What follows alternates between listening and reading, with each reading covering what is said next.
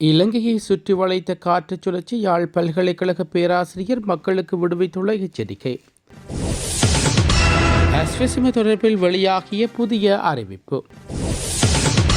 மண்சரிவு ஆபத்துள்ள பகுதிகளில் மீண்டும் குடியேற முடியாது, வீதிக்கு இறங்கிய மக்கள். நாமளுடன் வாக்குவாதத்தில் ஈடுபட்ட இளைஞர் அடுத்தடுத்து நடந்த அதிர்ச்சி சம்பவம் வெளியான காணொளி.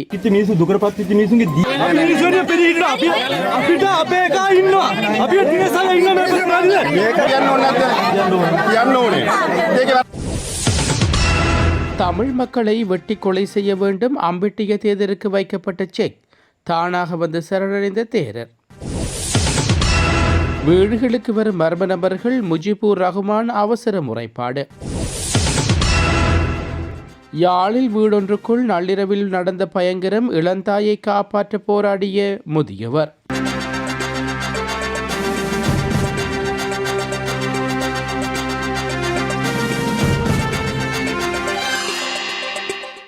வங்காள விரிகுடாவில் இலங்கைக்கு தென்கிழக்காக உருவாக்கிய காற்றுச் சுழற்சியும் வடமேற்கு திசை நோக்கி நகர்ந்து தற்போது இலங்கைக்கு தென்கிழக்காக கொண்டுள்ளது என யாழ்ப்பாண பல்கலைக்கழக புவியியல் துறை பேராசிரியர் நாகமுத்து பிரதீபராஜா தெரிவித்துள்ளார்.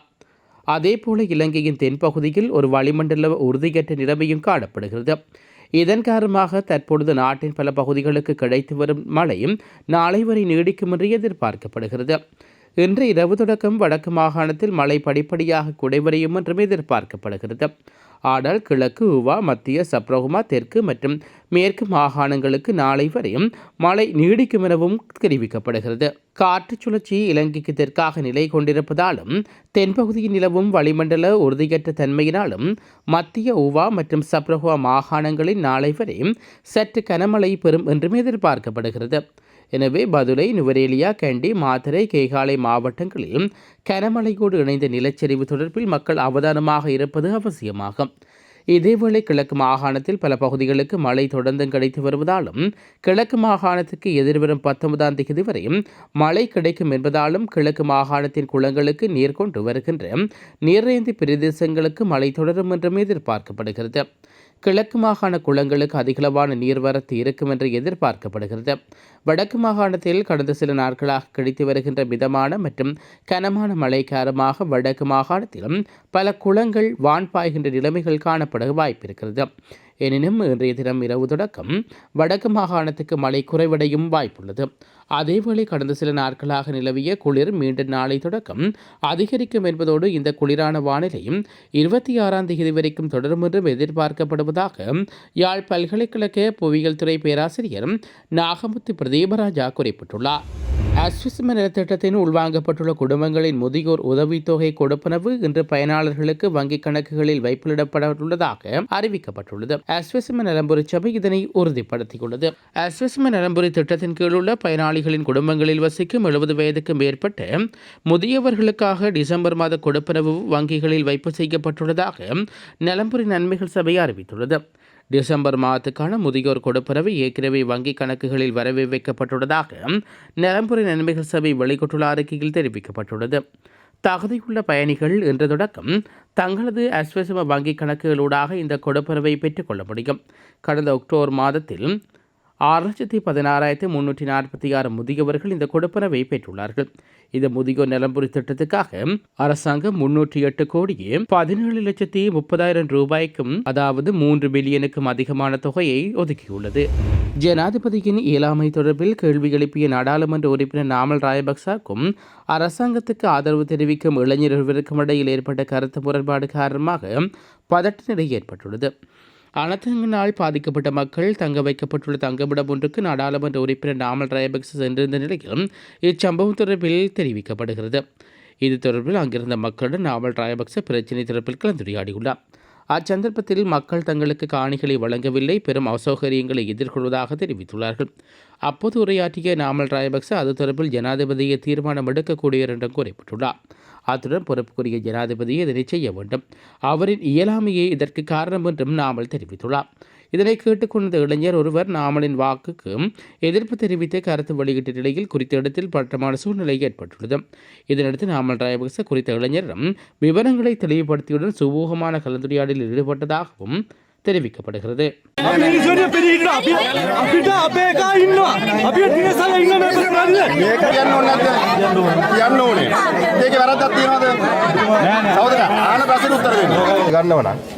ඔබතුමාලා විහිළුවට ගන්න ජනාධිපතිතුමාගේ නොහැකියාව. මොකද මේ විශේෂ භාරය ඉන්නේ මේ රටේ විධායක ජනාධිපතිවරයා. ඒක අමතක කරන්න එපා. මේ පැත්ත බලන්නේ අපි දිනසයියා. අපි තියලා දැනුවත් කළා ඉවරයි ඉඩම් හොයලා ඉවරයි. අපි ඒක වැඩේ තුට්ටක් පරක් වෙන්න පුළුවන්. මේ දැන් තියෙන්නේ මේ ආපදාවට ලක් වෙච්ච මිනිස්සු දුකටපත් වෙච්ච මිනිස්සුන්ගේ මිනිස්සුන්ගේ පිළිහිට අපිට අපේ එකා ඉන්නවා. අපි දිනසලා ඉන්න මේ ප්‍රශ්නේ මේක කියන්න ඕනේ නැද්ද? කියන්න ඕනේ. මේකේ වැරද්දක් තියෙනවද? සහෝදරයා ආන ප්‍රශ්නෙට උත්තර දෙන්න. දැන් වාගේ මම අහන්නේ කියන්නේ පුරුදු වෙන්න. අපි දේශපාලනය කරනවා අපි දුක් වේදන පිළිබඳව ගාවට එනවා අපි ඒක දන්නවා. රයිට් වත් කොල්ලෙක් මාත් කොල්ලෙක්. ඉතින් අපි කියන දේ වාගේ දේ මම අහන්නේ කියන්නේ. මම මුකුත් කිව්වේ නැහැ. මේ කට්ටිය ගාලා එළනුනොත් මම නවත්ත ගත්තනේ. එහෙනම් මම කියන දේත් අහගන්න. රයිට් මේක එකතු වෙලා ගොඩ දාන්න මිනිස්සුන්. වාගේ අයියව බලා ගන්න. මගේ දේශපාලනේ මම කරනවා. හැබැයි මේ මිනිස්සුන්ව මාස ගණන් කඳුරුල තියන්න බෑ. ඒකට විකල්පයක් අපි හොයන්න ඕනේ. හරි? ඒක තමයි මමත් කියන්නේ ඒකයි උඹත් කියන්නේ. ඒක අපි දෙන්න මේකට අරගෙන වැඩක් වෙන්නේ නැහැ. හරි? ඒක මල්ලි මම පාර්ලිමේන්තුවේ බේර ගන්නම්. ඒක වත් දෙක මට බේර ගන්න බෑ. මේකට වග කියන්න ඕනේ කවුද කියන එක අපි තීරුකාරක සභාවක් දාලා අහන්නකෝ වාගේ මම අහන්නේ කියන්නේ බං. දැන් මම කියන දේ අහන්නද බංකෝ. පොඩ පුරුදු වෙන්කෝ ඒක. ඉනා වෙන්න බෑ. මම ඇත්ත කියන්නේ.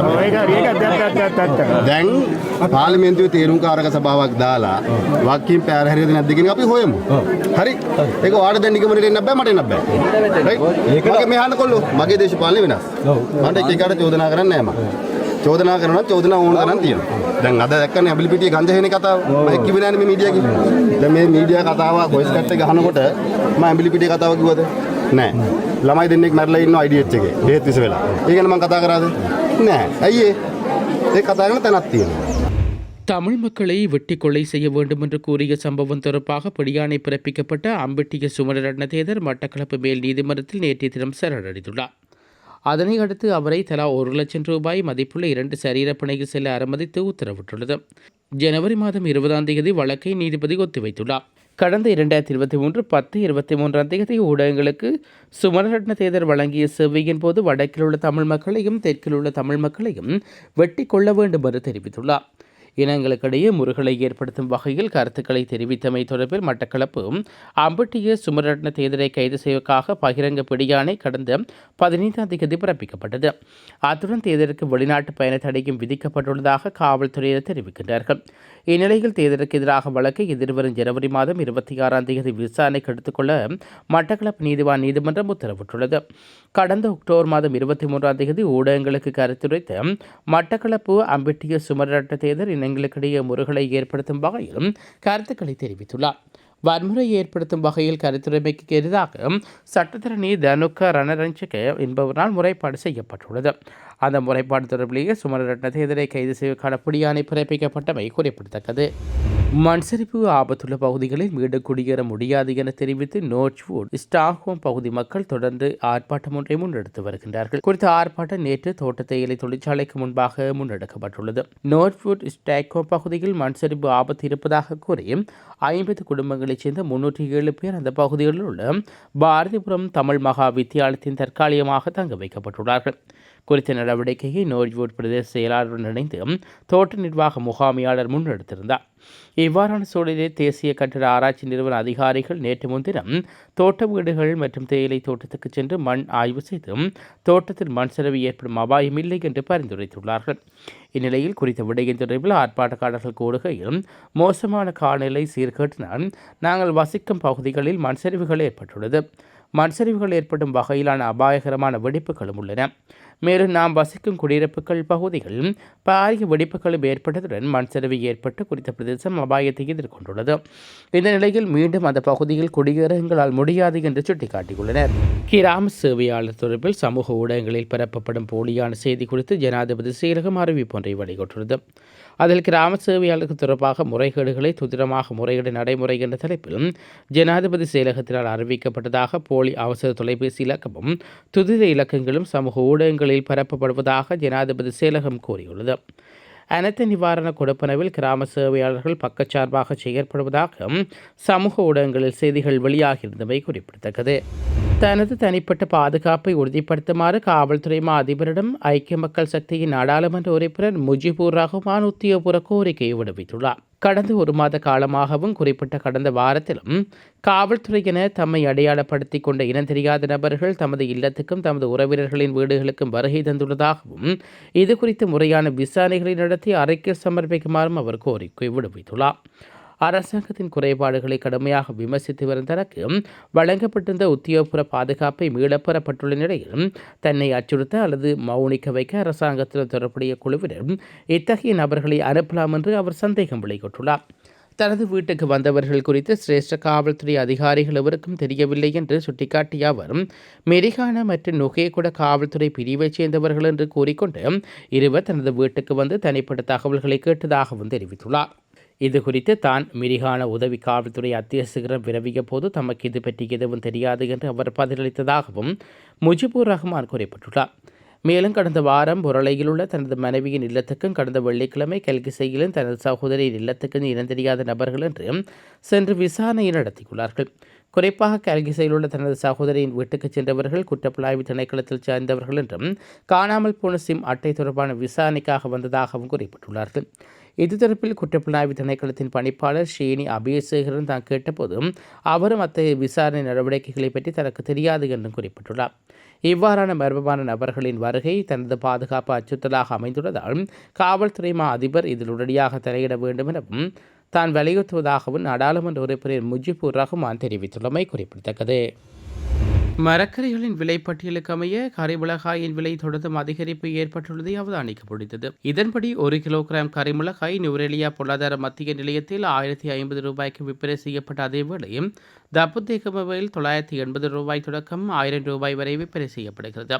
1 கிலோகிராம் தக்காளி தப்புத்தேகமவில் 400 தொடக்கம் 450 ரூபாய்க்கு விற்பனை செய்யப்பட்ட நிலையில் நுவரெலியா பச்சை வீட்டு தக்காளியும் 600 தொடக்கம் 700 ரூபாய்க்கு விற்பனை செய்யப்படுகிறது. கேரட் 1 கிலோகிராம் தப்புத்தேகமையில் 170 ரூபாய் தொடக்கம் 260 ரூபாய் வரையிலும் நுவரெலியாவில் 200 ரூபாய் தொடக்கம் 230 ரூபாய் வரையிலும் விற்பனை செய்யப்படுகிறது.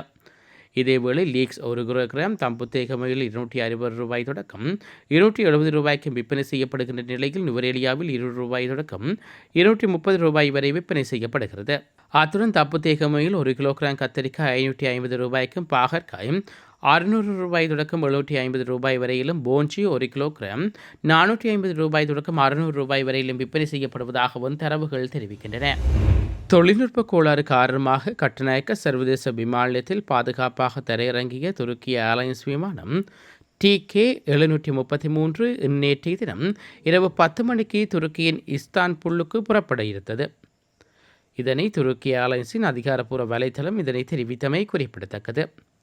இருப்பினும் தற்போது விமானமானது பராமரிப்பு பணிகள் நடைபெற்று வருவதாகவும் விமான நிலைய வட்டாரங்கள் தெரிவிக்கின்றன. கொழும்பிலிருந்து இஸ்தான்புல்லுக்கு நேற்றிரவு செல்ல இருந்த TK733 விமானம் 202 பயணிகள் மற்றும் 10 பணியாளர்களை ஏற்றிக்கொண்டு கட்டுநாயக்கிலிருந்து புறப்பட்ட சிறிது நேரத்திலேயே அதன் தரையிறங்கும் கியரில் தொழில்நுட்ப கோளாறு ஏற்பட்டதாக அறிவித்திருந்தது. இருப்பினும் முழு பயணத்துக்கும் தேவையான எரிபொருட்களுடன் இந்த விமானம் அதன் அதிகப்படியான இடையுடன் தரையிறங்குவது பெரும் ஆபத்தை விளைவிக்கும் என்பதால் உடனடியாக விமானத்தின் எடையை குறைக்க சாமர்த்தியமாக செயற்பட்ட விமானி சிலாபம் கடல் பகுதிக்கு மேலாக விமானத்தை வட்டப்பாதையில் செலுத்தியிருந்தார். இதன் காரணமாக நடுவானிலேயே பெருமளவு எரிபொருள் கடலில் பாதுகாப்பாக வெளியேற்றப்பட்டு கட்டுநாயக்க விமான நிலையத்தில் முழு அவசர எச்சரிக்கை விடுவிக்கப்பட்டு நீண்ட நேர போராட்டத்துக்கு பிறகு விமானம் நள்ளிரவில் பாதுகாப்பாக தரையிறங்கியிருந்தமை குறிப்பிடத்தக்க விடயமாகும். இத்துடன் காலை நேர பிரதான செய்திகள் நிறைவுக்கு வருகிறது. இதுபோன்ற செய்திகளை உடனுக்குடன் அறிந்து கொள்ள நமது யூடியூப் சேனலை சப்ஸ்கிரைப் செய்து கொள்ளுங்கள். மற்றும் ஒரு காணொளியில் சந்திப்போம். நன்றி. இதுபோன்ற செய்திகளை தெரிந்து கொள்ள யாழ் டிவி நியூஸ் சேனலை சப்ஸ்கிரைப் செய்து அருகே இருக்கிற பெல் பட்டனையும் கிளிக் செய்து கொள்ளுங்க. மேலும் இதுபோன்ற செய்திகளை உடனுக்குடன் தெரிந்து கொள்ள யாழ்டிவி.com எனும் இணையதளத்தின் வாயிலாக எங்களோடு இணைந்து கொள்ளுங்கள்.